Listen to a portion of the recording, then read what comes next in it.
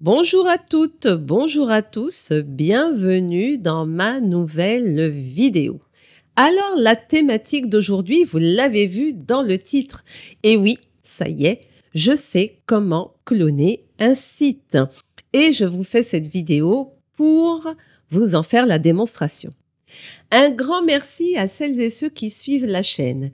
Si toi aussi tu veux gagner du temps avec l'intelligence artificielle, pense à t'abonner pour ne rien rater.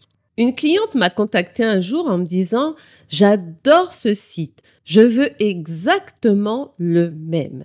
Le hic, ce site avait été fait sous Joomla, alors qu'elle le voulait pour WordPress.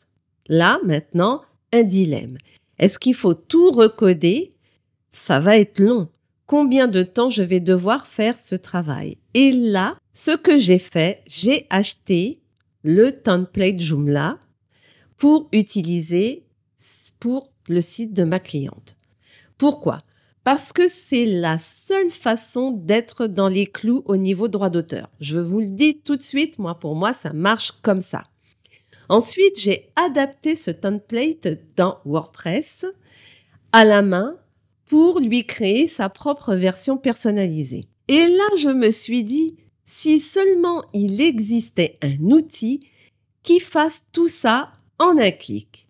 Et c'est comme ça que j'ai découvert Seimia qui me permet de reproduire l'apparence d'un site en quelques secondes sans coder. Passons à la présentation du fonctionnement de Seim. Alors, une fois que vous êtes arrivé sur le site seim.new, je vous mettrai le lien en description de la vidéo, vous pouvez vous inscrire. Je tiens à préciser que pour l'instant, vous pouvez utiliser le clone d'un site gratuitement, mais vous pouvez aussi prendre l'abonnement. J'ai traduit la page pour vous expliquer comment ça fonctionne. Vous récupérez l'URL du site que vous voulez. Il va vous donner le coût en crédit que cela va vous coûter. Vous pouvez indiquer une URL ou une image parce qu'il peut faire la même chose. Et vous allez lui indiquer pas mal d'informations pour le guider. Vous avez ici sur la page des exemples de travaux qui ont déjà été clonés. Donc, vous avez vraiment de quoi vous inspirer. Voilà. Donc, je vais rebasculer le site en version originale et je vais cliquer sur Sign Up puisque je vais créer un compte pour la première fois pour avoir accès au site Internet. Vous pouvez vous connecter comme d'habitude en indiquant votre nom et votre adresse mail pour recevoir un code ou vous connecter directement avec votre compte Google ou votre compte GitHub. Alors GitHub, pour ceux qui font de la programmation, c'est une plateforme de versionning de code. Une fois que vous avez créé votre compte, vous avez des informations qui sont très claires. Upgrade to Pro. Je vais vous montrer... alors, non, il faut que je clique directement comme ça. Combien ça coûte de prendre un abonnement? Donc là, il vous envoie directement sur le compte directement pour payer. Il vous en coûtera 10 $ seulement et ça vous donnera accès à des tokens. Donc, c'est toujours comme ça que ça fonctionne avec les IA. Donc, vous aurez pour 10 $ 2 millions d'agents. D'accord, ils appellent ça des agents, mais c'est des tokens. Voilà. Par défaut, sur un compte gratuit, vous avez déjà des tokens qui vous permettront d'essayer largement le site. Oui, petite information ici. Lorsque vous aurez consommé vos 2 millions de tokens, qui vous en coûtera donc 0 puisque vous aurez payé les 10 $, si vous dépassez le quota, il vous en coûtera 5, alors c'est même pas des centimes, c'est un millier, alors vu le nombre de zéros qu'il y a après la virgule de tokens, je dirais que ça vous coûtera quasiment rien du tout. Alors, Pour effectuer la copie d'un site internet, voici les modèles qu'il utilise. Il y a le modèle Smart de Claude Sonnet et vous avez le fameux ChatGPT 4.1 qui est utilisé pour cela. Donc, c'est vraiment pas mal, moi je dirais franchement. Donc, ça veut dire que si vous ne voulez pas passer par une plateforme comme celle-ci et que vous avez accès à ChatGPT ou Claude Sonnet, vous pourriez tout à fait faire la même chose. C'est simplement que vous n'aurez pas d'interface. Je vais lui demander, je le teste en direct avec vous, je vais lui demander de copier tout ce site-là, d'accord ?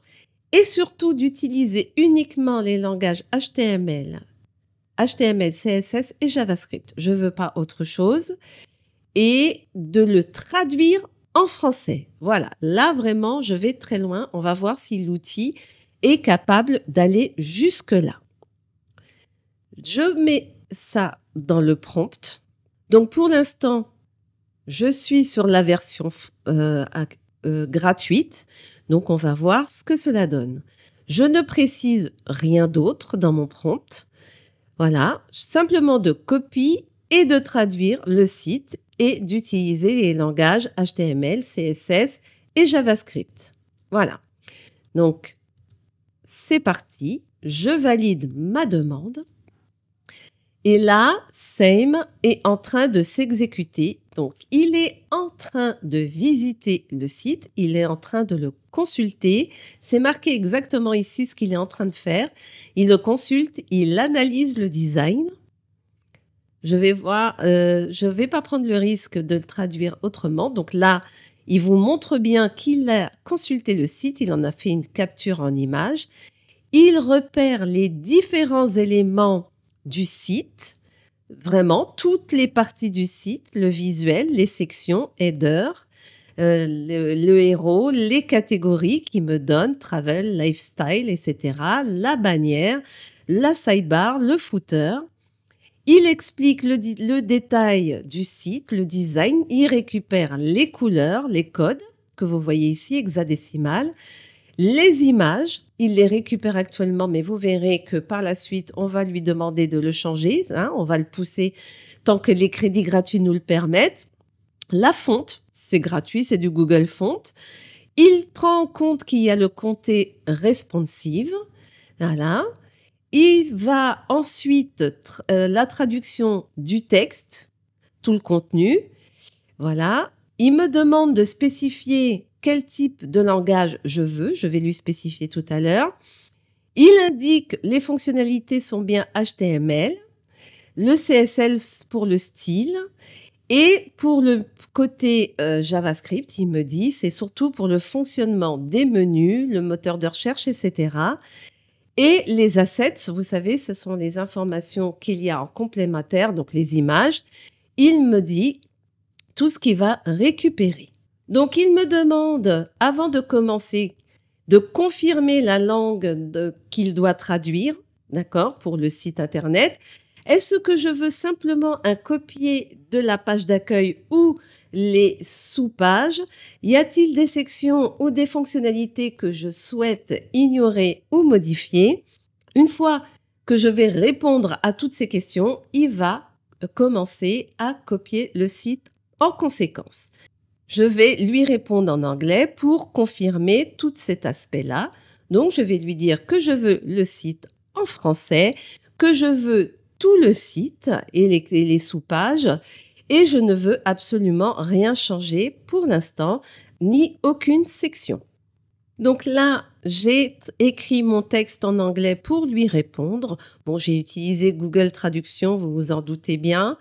Je colle ce que je lui dis. Donc, je veux que le site soit traduit en français. Je veux une copie du site complet ainsi que les sous-catégories, les sous-pages. Et je ne veux pas changer les fonctionnalités du site. Donc, je valide ma réponse. Et maintenant, il se met en action. Donc, pour que vous puissiez voir ce qu'il est en train de faire, je ne vais pas combler en parlant, je vais simplement vous laisser regarder à l'écran tout ce qu'il va me demander. Donc ici, il me dit ce qu'il va faire. Donc il a compris qu'il va copier l'ensemble du site, donc il met full copy. Il va créer des pages statiques en HTML, CSS, c'est ce que je souhaite avec les sous-pages. Il va traduire le contenu existant, le menu, article, catégorie, footer, etc. en français. Les futures et intéressements, donc il va les mettre, tous les widgets, les bannières, tout ça, il va les introduire, ainsi que les assets. La structure du site va commencer par on-page, article page, catégorie page, et puis toutes les sous-pages qu'il y aura. L'architecture du répertoire va commencer par le root, /article, /catégorie, etc. Donc là, il m'explique en résumé tout ce qu'il va dire, tout ce qu'il va faire, pardon, et il me demande de confirmer si oui ou non c'est ce que je souhaite. Donc là, je lui réponds que oui, cela correspond à mes attentes et je valide.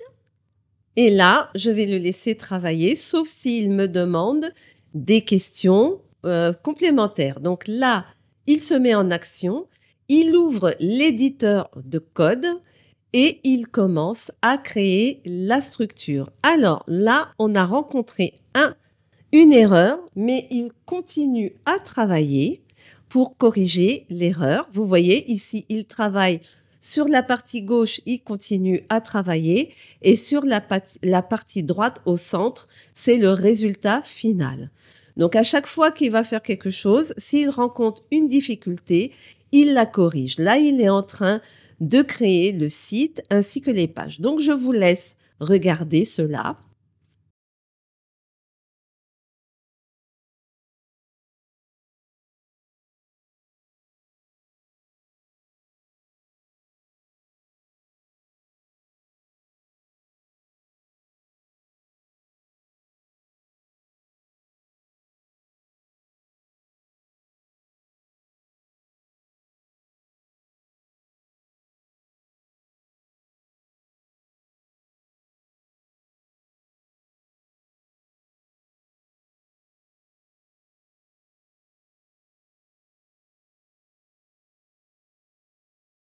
Il commence déjà, je vous laisse apprécier. Donc là, il commence à faire la feuille de style.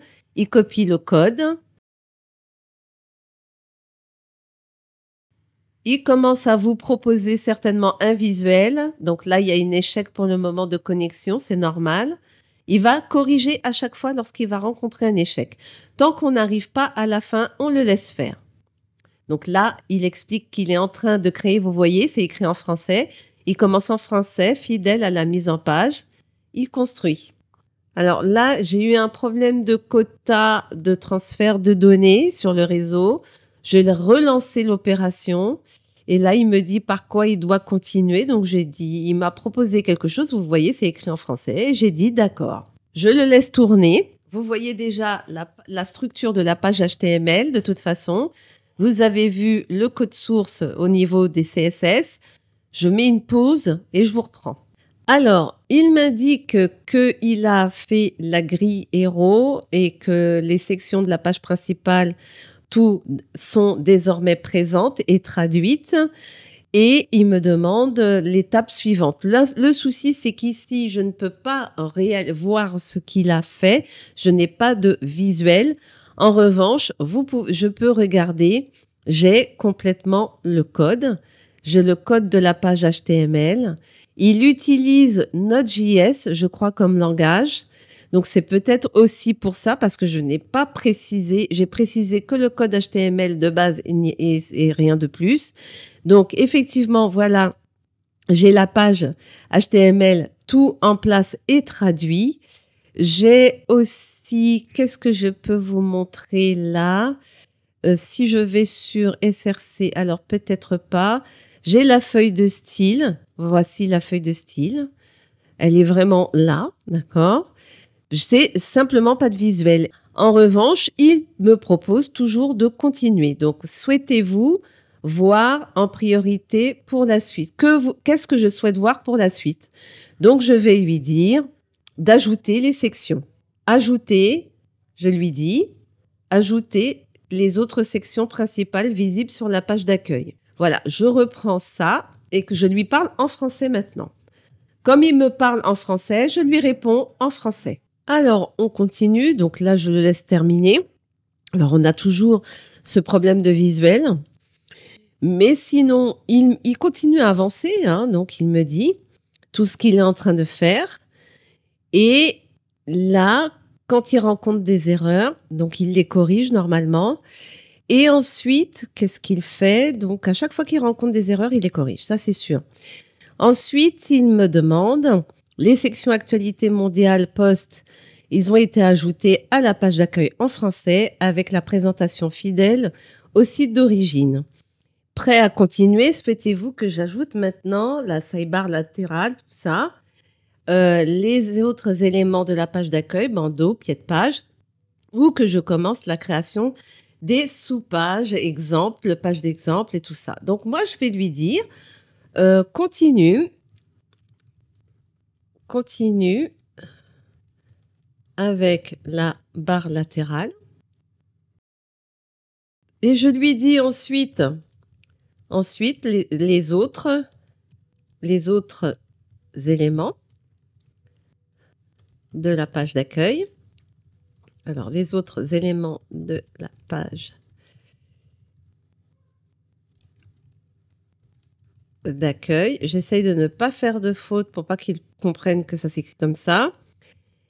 Et ensuite, tu pourras continuer avec la création des sous-pages. Voilà. Donc, lui, je lui envoie les instructions et lui, il s'exécute. Donc là, il me demande qu'est-ce que je veux. Merci, les indications sont claires.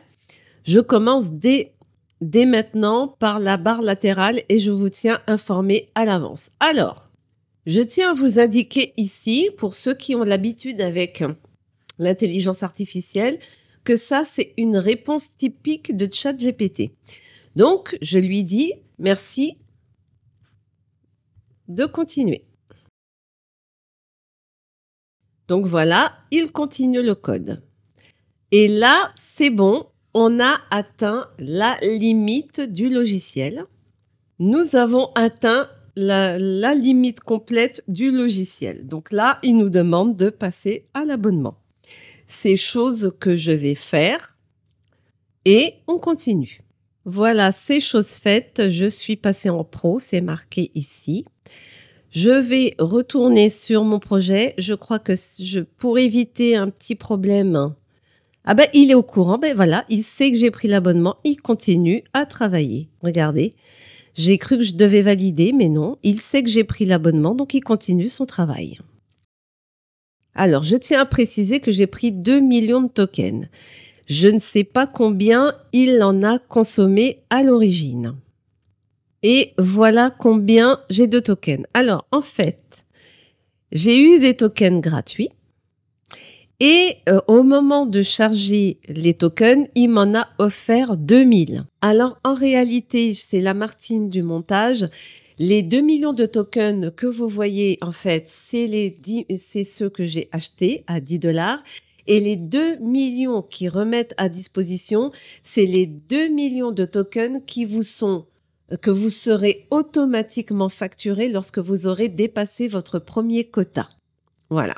Donc là, maintenant, il me dit combien j'ai utilisé. J'en ai utilisé 54 000 pour le moment. Donc, ça veut dire que avant que je charge en pro, ça voulait dire que j'avais au moins 50 000 tokens offerts. Alors, quand je vous dis 4, mais c'est 4 millions, hein, excusez-moi, hein, c'est 4 millions. Voilà. Pour le moment, tout ce que je peux vous dire, c'est qu'au niveau de la consommation, bon, on peut dire que ça passe. Est-ce que je suis convaincue? Pas encore, je ne vois rien. Donc là, pareil, il me dit que la barre latérale est en place, les catégories illustrées, les boutons, tout ça, il m'explique maintenant ce qu'il va faire. Alors, je vous explique que pour le moment, l'éditeur, ça fonctionne pas. Donc, il me dit ce qu'il a fait, mais moi, je ne le vois pas. Pour l'instant, il m'est pas possible de le voir. En revanche, laissez-moi voir, j'ai rechargé la page là. Je ne sais pas, je pense que c'est quelque chose qui fonctionne pas, honnêtement. Donc là, je vais lui dire de continuer.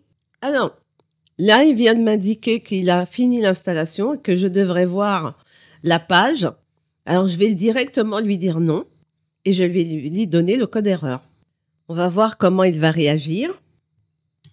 Il m'indique qu'il va changer la page index de place ainsi que les différents liens. Je le laisse faire. Alors, je lui ai demandé de faire un déploiement pour un site en local de mon ordinateur. Regardez, le visuel est là. Ce que je n'arrive pas à voir ici, regardez, il me l'a fait dans cette fenêtre-là. Donc, ça prouve bien qu'il a fonctionné. Il me donne l'URL pour que je puisse consulter. Nous allons regarder ça de suite. Donc, il est bien clair qu'en local, l'éditeur local ne fonctionne pas. Regardez-moi ça. Regardez le site. Donc là, c'est un nom de domaine fictif. Regardez, voilà le site en question. Pur HTML, CSS, hein, les images sont identiques. Ah, là, il y a une petite coquille pour les catégories. Je pourrais lui dire de corriger parce que là, maintenant, je vois. Les liens ne fonctionnent pas. Donc, c'est normal puisque là, je lui ai dit, je l'ai arrêté en cours de route. Qu'est-ce qui se passe? Mais c'est déjà, franchement, vous me dites ce que vous en pensez, c'est déjà quand même pas mal. Je vais essayer de vous remontrer la version originale en anglais. Alors, il y a quelque chose de différent quand même. La version qu'il me propose, la version originale, bon, la fonte n'est pas la même.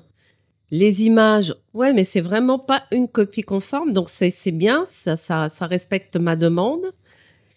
Nous avons le bloc Lifestyle et compagnie qui est juste en dessous, c'est des exemples d'articles. Nous avons l'actualité mondiale. Donc, attendez, là, ce bloc-là, c'est pas indiqué, c'est pas gênant. Il y a la partie mondiale. Enfin, il y a une banner ici et les news, c'est ici que ça se passe. Regardez. Je peux dire que c'est pas mal, hein. C'est simplement que je l'ai arrêté en route. Vous avez les posts récents, les plus populaires et il y a juste le bloc catégorie alors, on n'a pas World News, d'accord? Et lui, il est passé à ce bloc ici, les actualités récentes. La photo qu'on a vue ici, c'est celle qu'il y a au-dessus, qui se trouve là. Nous avons Most Popular et le bloc catégorie qui se balade. Alors, excusez-moi, hop. Le bloc catégorie qui se balade tout seul alors qu'il aurait dû être complètement à droite. Et encore là, on ne peut pas lui en vouloir parce que franchement, il m'a fait quelque chose de bien. Et donc ça, c'est toute la partie qui va en bas. Donc, il n'a pas terminé. On a le formulaire de newsletter et on n'a pas complètement le footer. Donc, voilà ce que je vais lui demander. Maintenant que je vois, je peux lui dire où est-ce qu'il peut corriger. D'accord? Et c'est ça qui est intéressant puisque moi, je ne pouvais pas voir. Et c'était ça qui m'embêtait. Donc, maintenant que je vois, je peux lui dire maintenant qu'est-ce qu'il faut qu'il corrige. Alors, merci. Je peux voir à présent. Je lui ai indiqué que merci, grâce à l'URL publique, je vois ce qui manque. Et je lui dis, il manque le footer. Pour le moment, je lui dis ça. Je ne lui parle pas du bloc catégorie qui n'est pas à la bonne place. Donc, qu'est-ce qu'il va faire? Il va commencer. Je vais maintenant ajouter le footer pied de page comme sur le site original en respectant le design sombre, etc. Donc, si vous avez bien vu, il répond maintenant en français. Donc, ça veut dire que je peux échanger avec lui en français. Donc, je ne sais pas si on aura l'occasion d'aller jusqu'au bout de cette vidéo parce qu'elle risquerait d'être longue.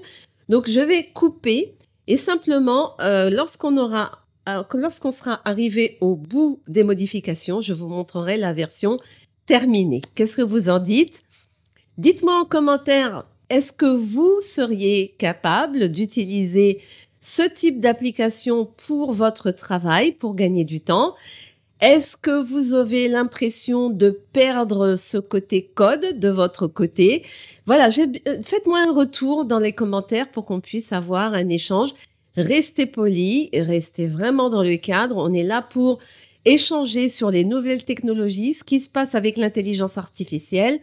On n'est pas là pour faire des débats, oui, je vais perdre mon emploi, tout ça, non. C'est simplement que ce sont des outils qui peuvent nous permettre d'avoir une vie agréable. Dites-moi ça en commentaire. Alors là, je lui ai demandé d'apporter les corrections pour la page d'accueil pour que ça soit fidèle.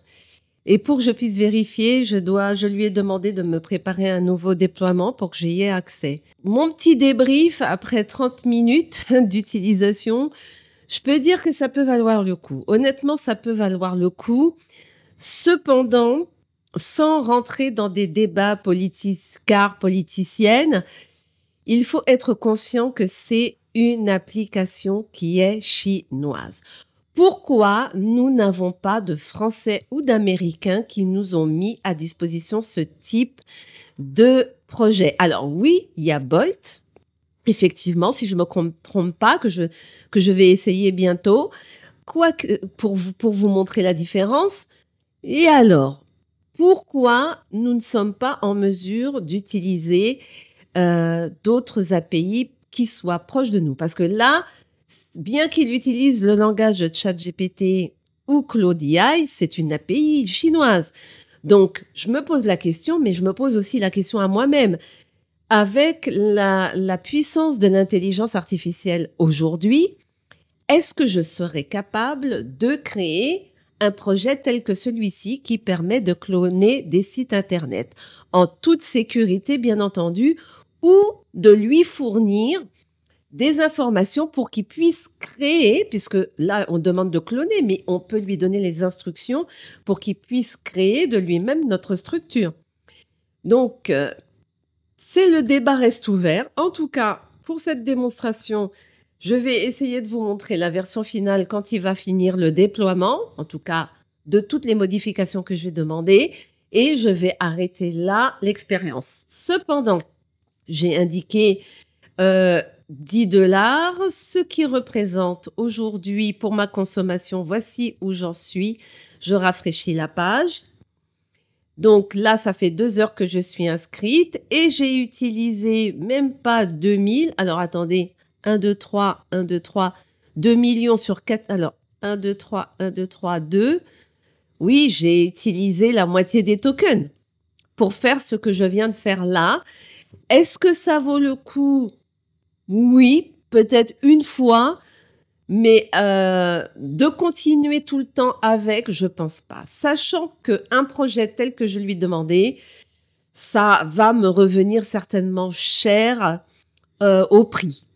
On a la possibilité de recharger, je crois, si je ne me trompe pas. Non, c'est la limite, parce que je crois qu'il va auto-facturer, je pense, au fur et à mesure quand on aura épuisé les crédits. Je vous dirais quand même de rester prudent. Franchement, restez prudent avec ce type d'outil. Je dirais que si vous avez un abonnement à ChatGPT ou peut-être un outil comme Perplexity qui vous donne accès à Claudia et à d'autres modèles, je dirais que pour le prix, vaut mieux garder votre argent et le mettre dans une application qui sera beaucoup sûre. Bien sûr, ça vous donnera l'obligation de faire du copier-coller, mais au final, pourquoi pas? Pourquoi pas? Voilà, vous me dites ce que vous en pensez. Je vous remercie d'avoir regardé cette vidéo jusqu'ici. Je vous montre la version finalisée de la page. Donc, il utilise la même URL, voilà. Donc, il a apporté les corrections que j'ai demandées. Vous voyez, le bloc catégorie est bien à droite. S'abonner, bon, le bouton déborde, mais ça, c'est des choses qu'on peut corriger manuellement. J'ai une galerie photo qui est en bas, bien entendu, comme elle est statique, mais encore une fois, ça peut se corriger. J'ai mon footer d'installer. Donc, voilà. Pour conclure, oui, vous pouvez y aller pour faire du prototypage. Bon, jusque-là, vous pourriez l'utiliser pour ça.